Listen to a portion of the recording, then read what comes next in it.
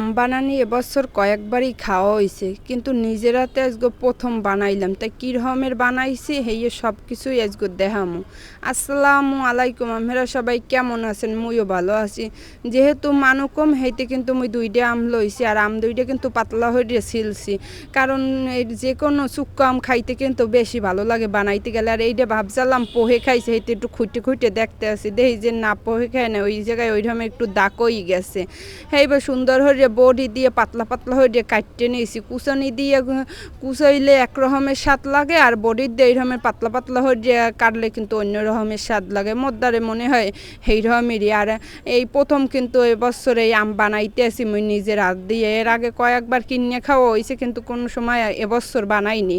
ভাবলাম আজকে একটু বানাইতে হয়। মোর কিন্তু এই নুন দিয়ে এই যে কুচানি আমগুলো খাইতে আরও বেশি ভালো লাগে। সেইতে প্রথমে একটু খাইয়া যে পরে মাহাম মনে, আর এর মধ্যে এই দুইটা শুকনো মরিচ দিয়ে দিছি। শুকনো মরিচ টাইলে হেই দিয়ে বানাবো।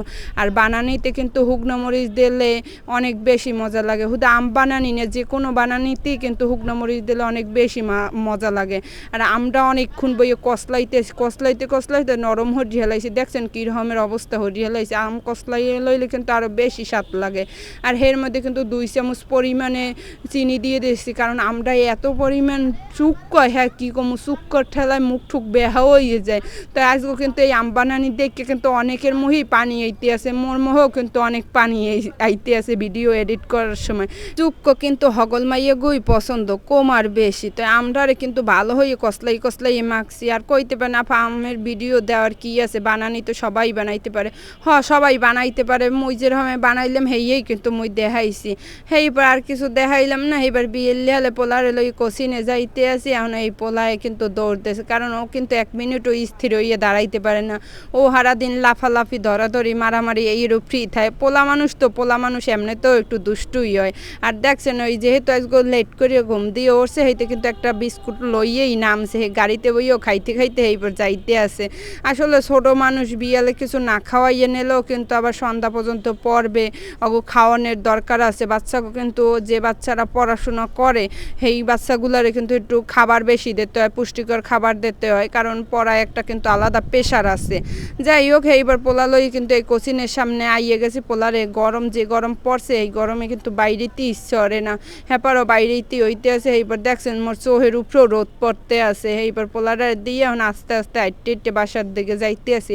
আসলে কোচিন দিয়ে মোর বাসাটা কিন্তু বেশি দূরে না, হাঁটতেই যাওয়া যায়। তাহলে আওয়ার সময় গাড়িতে এই ছোটো মানুষ ও তো আর আটবে না, সেইতে মুই এবার আওয়ার সময় হাঁটতেই। কারণ কি এমনি কিন্তু শহরে সারাদিন ঘরেই থাকা লাগে। বাইরে কাম থাকলে বাইরে কাম হরে, আর না হইলে কিন্তু ঘরেই বইয়ে থাকে।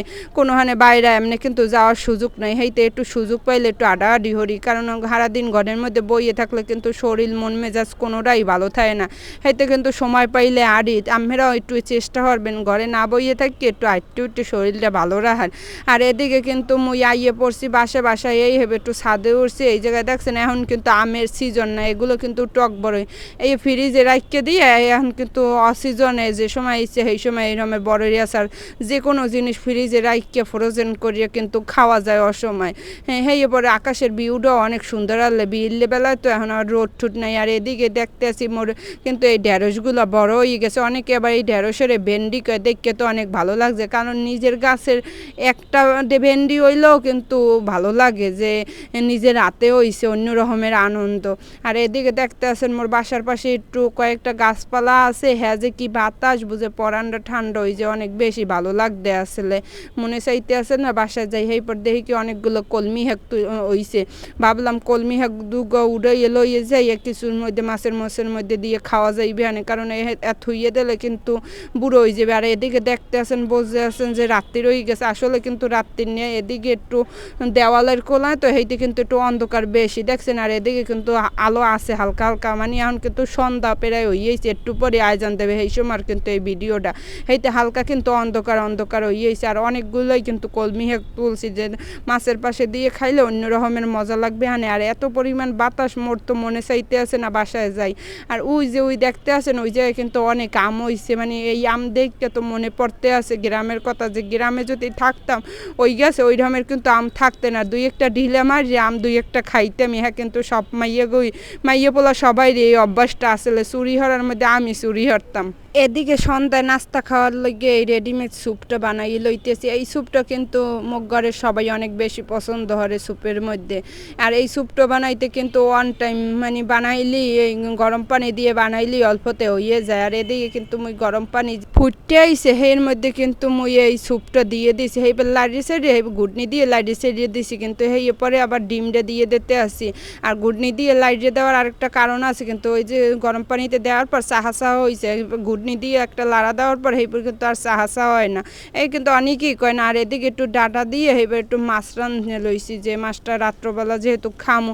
আর স্যুপটা কিন্তু অনেক ঘন ঘন বানাইছি, কারণ একটু স্যুপ কিন্তু ঘন ঘন খাইতে অনেক বেশি মজা লাগে।